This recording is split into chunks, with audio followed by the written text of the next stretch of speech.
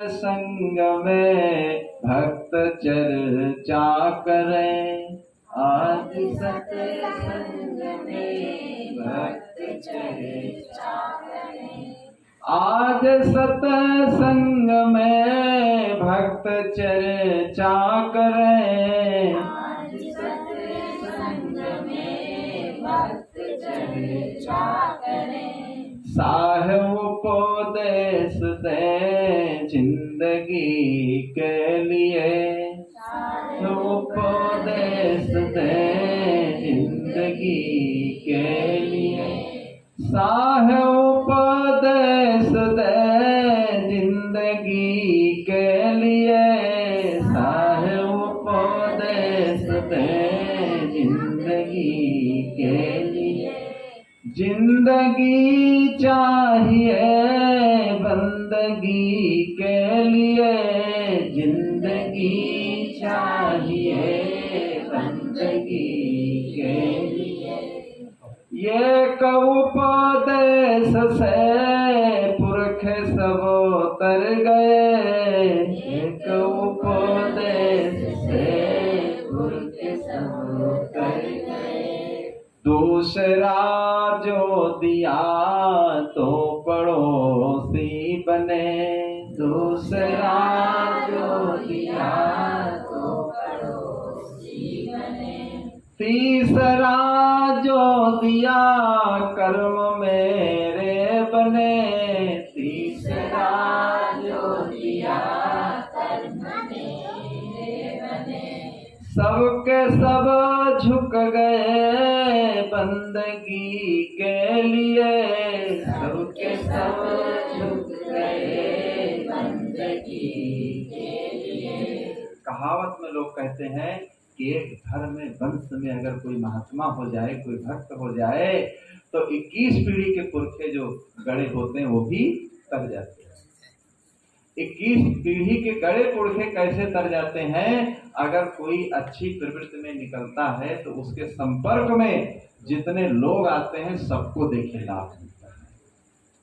अब पुरखे जो गड़े हैं, जो मर गए, उनके ऊपर तो कोई प्रभाव पड़ने वाला नहीं, लेकिन जो जीवित रूप में लोग हैं, एक जो जीवित रूप में लोग हैं, तो देखिए उनके जीवन में कुछ न कुछ प्रभाव पड़ता है। आज देखिए माता जी अगर गुरुदीक्षा लेकर आश्रम से नहीं आती, बाराबंकी हम लोग बहुत दिन से आते जाते हैं, 2500-30 साल से यहाँ नहीं आए कभी। तो देखिए गुरुदीक्षा का इतना प्रभाव होता है कि इनके ही प्रभाव से देखिए आज कितने लोगों को सत्संग का लाभ मिल रहा है।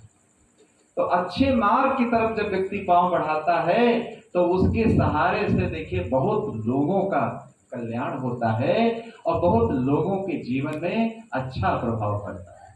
महाराज श्री कृष्ण देखिए विदुर घर के उन्होंने मेवा त्याग दिया, लेकिन दुर्योधन घर के मेवा त्याग दिया, लेकिन विदुर के घर में देखे बिना नमक का साग नहीं खाया। तो ये भक्ति की परंपरा महाराज श्री राम के जीवन में, महाराज श्री कृष्ण के जीवन में भी समाहित है। सबसे नाता बड़ा है दिली प्रेम का, सबसे नाता बड़ा है दिली प्रेम का। सबसे नाता बड़ा है दिली प्रेम का, सबसे नाता बड़ा है दिली प्रेम का। लोग कहते हैं राम आते नहीं, लोग कहते हैं राम आते नहीं। लोग कहते हैं राम आते नहीं, लोग कहते हैं राम आते नहीं।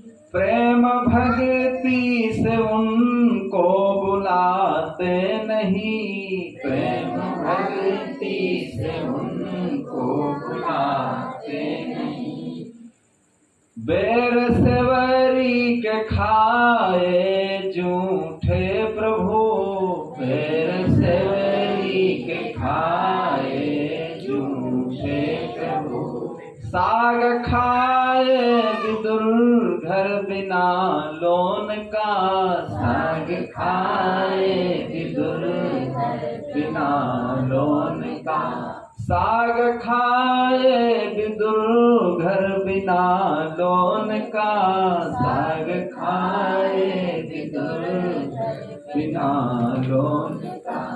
सबसे नाता बड़ा है दिली प्रेम का, सबसे नाता बड़ा दिली प्रेम का, सबसे नाता बड़ा है दिली प्रेम का, सबसे नाता बड़ा है दिली प्रेम का।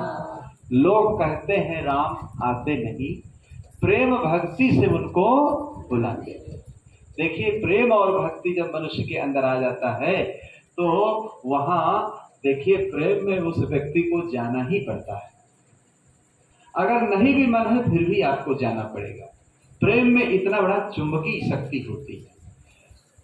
चुंबक लोहे प्रीत है, लोहा लेत उठाए, और ऐसा शब्द कबीर का, काल से लेत छुड़ाए। देखिए चुंबक के पास लोहा जाता है तो चुंबक आकर्षित करता है।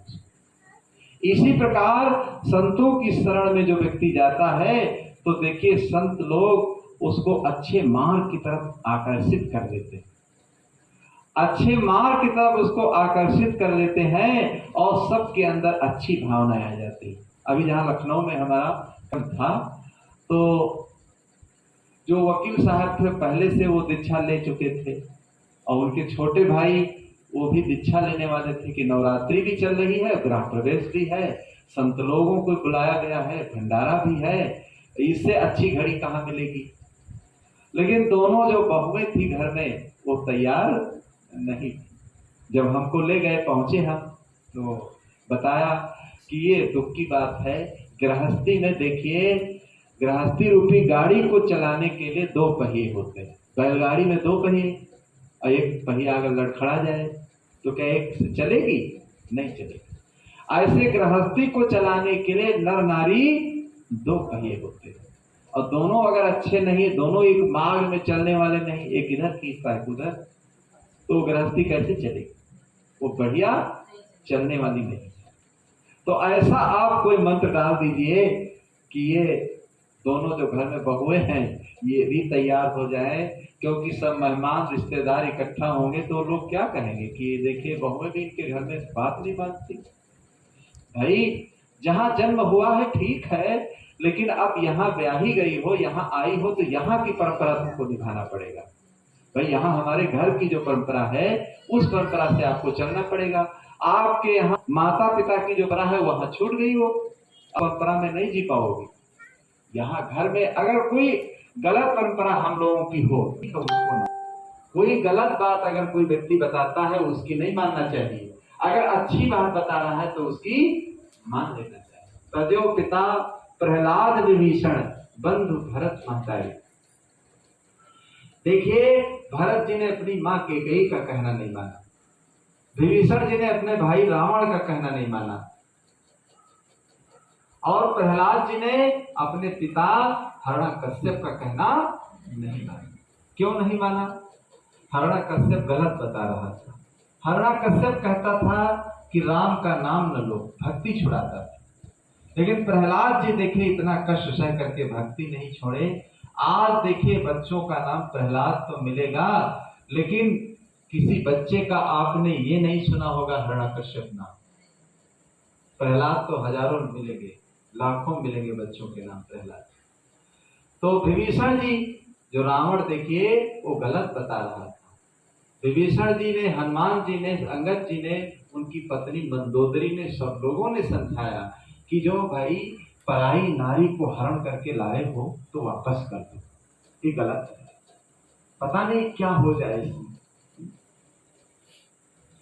लेकिन रावण मान नहीं रहा था, तो रावण अन्याय कर रहा था, इसलिए विभीषण जी ने देखिए अपने भाई का कहना नहीं माना, अपने भाई का कहना नहीं माना, और भरत जी ने अपनी माँ का कहना नहीं माना। क्यों नहीं माना? देखिए बड़े भाई का स्थान वो होता था परिवार में पुराने जमाने में देखिए जमीन भी बड़े भाई के नाम होती थी, लेकिन बड़ा भाई पिता तुल्य होता था, वो सबको बराबर दे देता है। आजकल के भाई नहीं, एक के नाम जमीन हो गई, सारी जमीन ही हड़प कर गए, छोटे भाइयों को दिया ही नहीं, सारी जमीन देखे हजम कर गए, सबको दे देते थे। तो इसीलिए भरत जी कहने लगे कि देखिए हमारे वंश में, रघुकुल में देखिए ये बहुत गलत है, जो बड़ा भाई होता है वो राजगद्दी पर बैठाया जाता है। ये माँ तुम बहुत गलत कह रही हो कि तुम राजगद्दी पर बैठो, इनको बनवास। तो भरत जी अगर अपनी माँ कैकेयी का कहना मान जाते तो आज भरत जी का नाम दुनिया में नहीं होता, मिट जाता।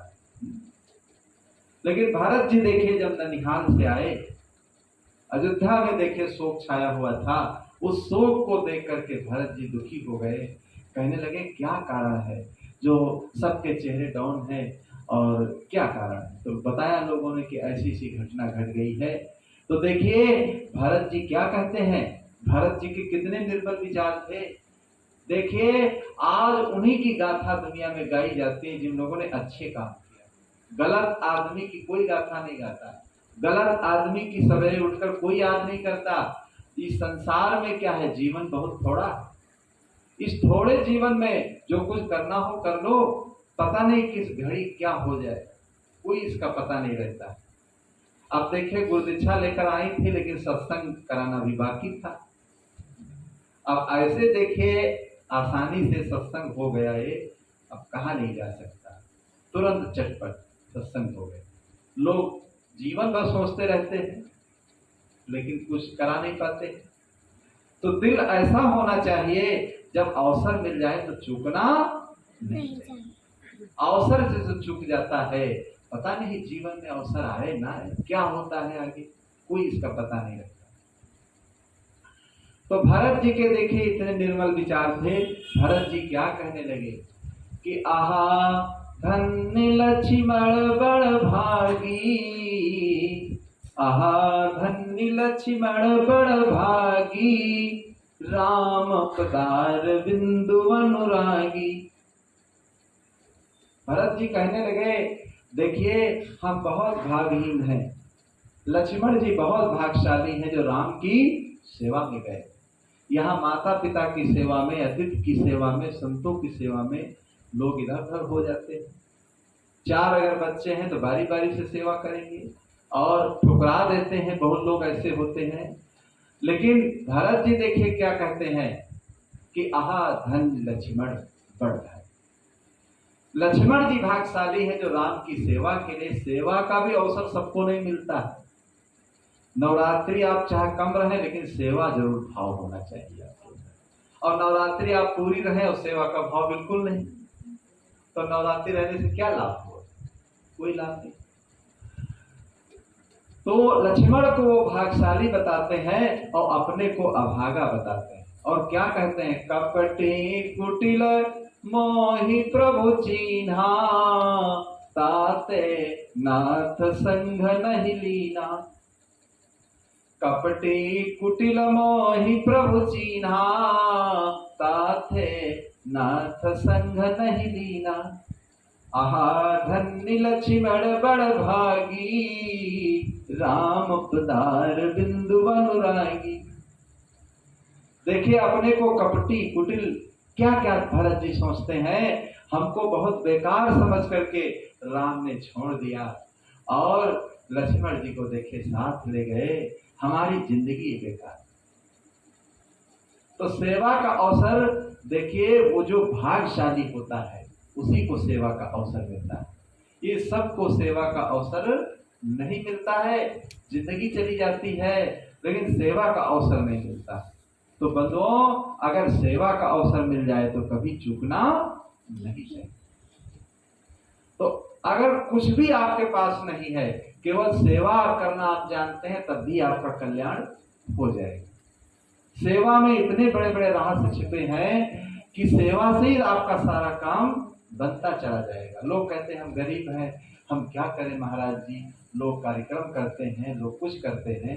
हम ये कहते हैं आप कितने भी गरीब हैं, लेकिन जब भोजन बनाने चलो तो एक मुट्ठी चावल केवल निकाल दो और चीटियों को डालो। तो एक मुट्ठी अगर चावल आप निकाल दोगे, घर का कोई भूखा नहीं रहेगा। आप अगर 1000 रुपए में जो कपड़े पहनते हैं, महिलाएं साड़ियां पहनती हैं, तो 800 की पहने, 200 रुपए बचा दें उसमें से। 200 रुपए जब आप बचा लोगे तो कोई अच्छे काम में, पुण्य के काम में लगा दो। देखिए, दान और पुण्य परोपकार के लिए कहीं अलग से आपको लाना नहीं है, उसी में कम कर दो थोड़ा। अगर 500 की थाली आप भोजन करते हैं, राग रंग में, फैशन में अपने पैसा बहुत खर्च करते हैं, तो थोड़ा कम कर दो। थोड़ा अगर कम कर दोगे तो 100 रुपए बच जाएंगे। 100 रुपए आपके जब बच जाएंगे तो उस पैसे से कुछ भी आप कर सकते हैं। कितने भी अगर आप गरीब हैं तो शरीर से तो सेवा कर ही सकते हैं। सेवा देखिए 3 प्रकार से होती, तन से, मन से और धन से।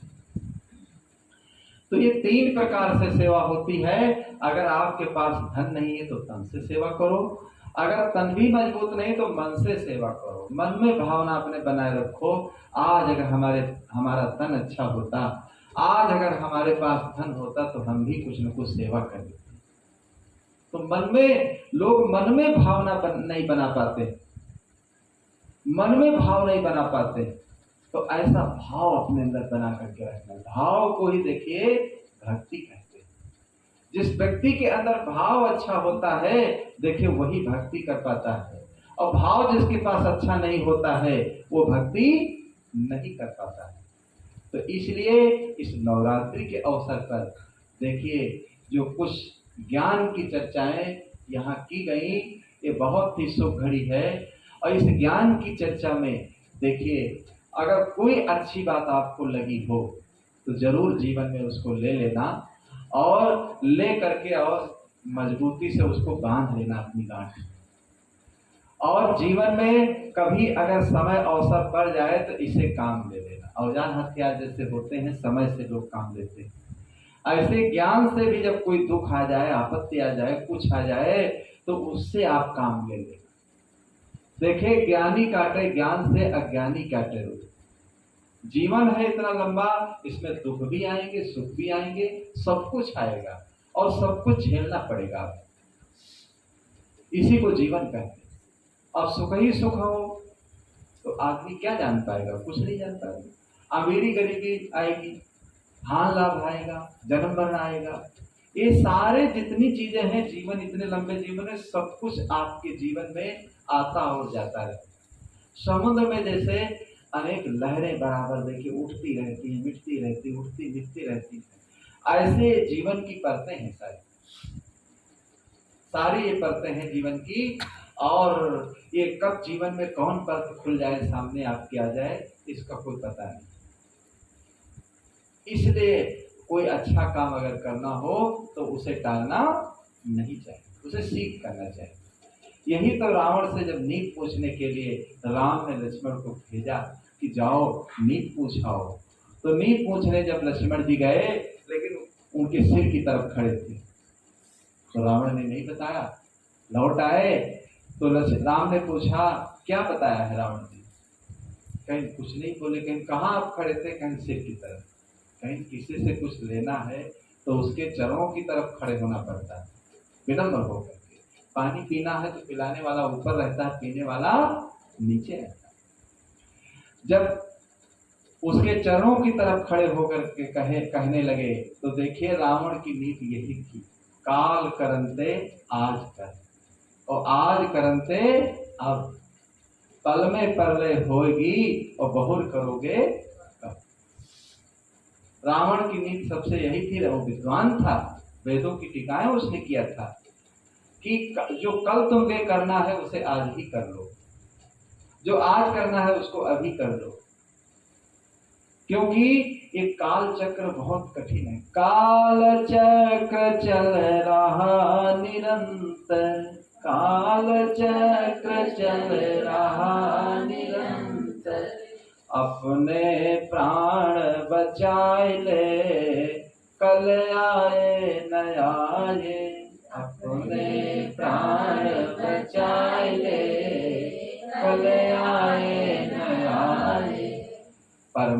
पूंजी कमाई ले, कल आए न आए। परमार्थ पूंजी कमाई ले, कल आए न आए। कल्याण कारज बनाए ले, कल आए न आए। कल्याण कारज बनाए ले,